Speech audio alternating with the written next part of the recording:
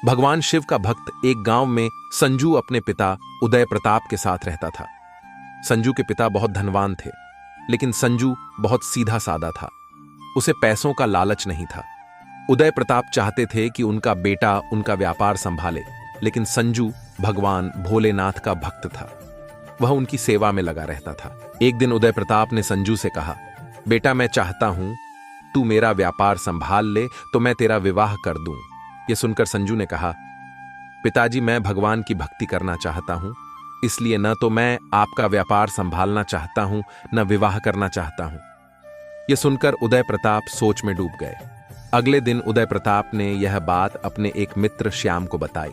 तब उसने उदय प्रताप से कहा, तुम अपने बेटे का विवाह किसी होशियार पढ़ी लिखी कन्या से कर दो, वह तुम्हारे व्यापार और बेटे दोनों को संभाल लेगी।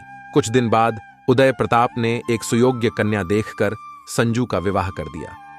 सविता एक पढ़ी लिखी समझदार लड़की थी।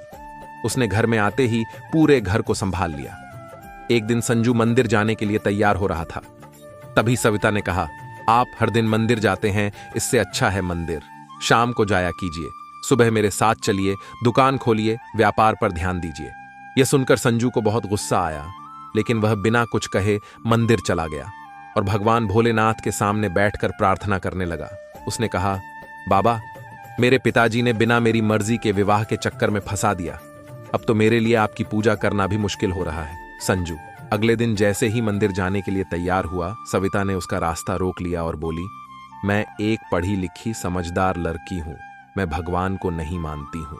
आजकल तो पैसा ही भगवान है। अपने भोलेनाथ को छोड़कर मेरे साथ दुकान पर चलिए, मैं आज आपको मंदिर नहीं जाने दूंगी।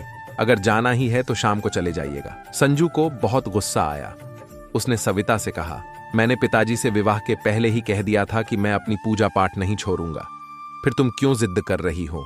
लेकिन सविता नहीं मानी, हार कर संजू को उसके साथ दुकान पर जाना पड़ा। दुकान पर सविता कपड़े बेच रही थी, लेकिन संजू का मन दुकान पर नहीं लग रहा था। वह आज मंदिर नहीं गया था, इसलिए वह बहुत परेशान था। तभी दुकान पर एक बूढ़ा आदमी आया। उसके कपड़े फटे हुए थे। उसने संजू से कहा, बेटा मेरे कपड़े फटे हुए हैं, आगे सर्दी का मौसम भी आने वाला है, क्या तुम मुझे एक कुर्ता दे सकते हो? लेकिन मेरे पास पैसे नहीं हैं। संजू को उस पर दया आ गई। उसने तुरंत एक कुर्ता उस बूढ़े आदमी को दे दिया। तभी सविता ने उसे रोकते हुए कहा, आप यह क्या कर रहे हैं? बिना दाम लिए इसे कपड़े दे रहे हैं। यदि हमने ऐसा किया तो बहुत नुकसान हो जाएगा। सविता ने उस बूढ़े आदमी से कहा, चुपचाप यहां से चले जाओ, पूरे दाम लिए बगैर हम कुर्ता नहीं देंगे। यह सुनकर वह बूढ़ा आदमी वापस चला गया, लेकिन संजू को उस पर बहुत तरस आ रहा था। दोपहर के समय उसने सविता को खाना बनाने घर भेज दिया और वह कुर्ता लेकर उस बूढ़े आदमी को ढूंढने निकल गया। काफी ढूंढने के बाद भी जब वह नहीं मिला तो वह शिवजी के मंदिर पहुंच गया। वहां उसने देखा कि मंदिर की सीढ़ियों पर वही बूढ़ा आदमी बैठा है। संजू ने उसे आवाज दी, बाबा ओ बाबा, देखिए मैं आपके लिए कुर्ता लाया हूं। बूढ़े आदमी ने संजू की आवाज सुनी और वे उठकर मंदिर के पीछे चल दिए। संजू आवाज देते देते उनके पीछे पीछे चल दिया।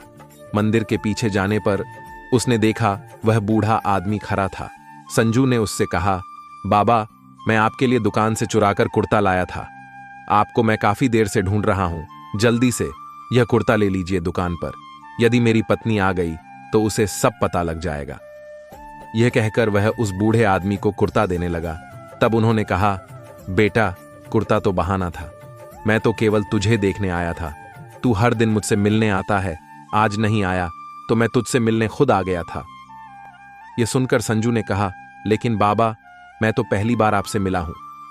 तभी वह बूढ़ा आदमी भगवान भोलेनाथ के रूप में प्रकट हो गए और उन्होंने कहा, जैसे भक्त मुझसे मिलने का इंतजार करते हैं, वैसे ही मैं भी भक्तों का इंतजार करता हूं। भगवान शिव को साक्षात सामने देखकर संजू उनके पैरों में गिर गया और बोला, बाबा मुझे क्षमा कर दीजिए, मैं मूर्ख आपको पहचान नहीं सका, आपको मेरे कारण इतना कष्ट झेलना पड़ा। तभी संजू के कानों में किसी के रोने की आवाज पड़ी। उसने पलटकर देखा तो सविता वहां खड़ी रो रही थी। वह भी बाबा के चरणों में गिर गई। उसने कहा, बाबा अपनी शिक्षा के घमंड में मैंने आपका अपमान किया, मुझे माफ कर दीजिए।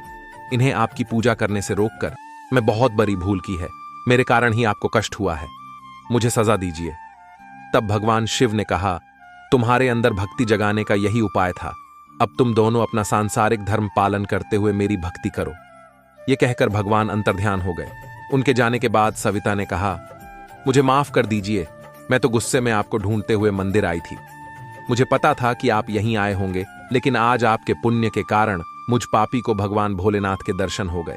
उसके बाद से दोनों व्यापार के साथ साथ भगवान की भक्ति करने लगे। दोस्तों, उम्मीद करता हूं आपको हमारी कहानी पसंद आई होगी। कहानी पसंद आई है तो वीडियो को लाइक करें और चैनल को सब्सक्राइब करें। धन्यवाद।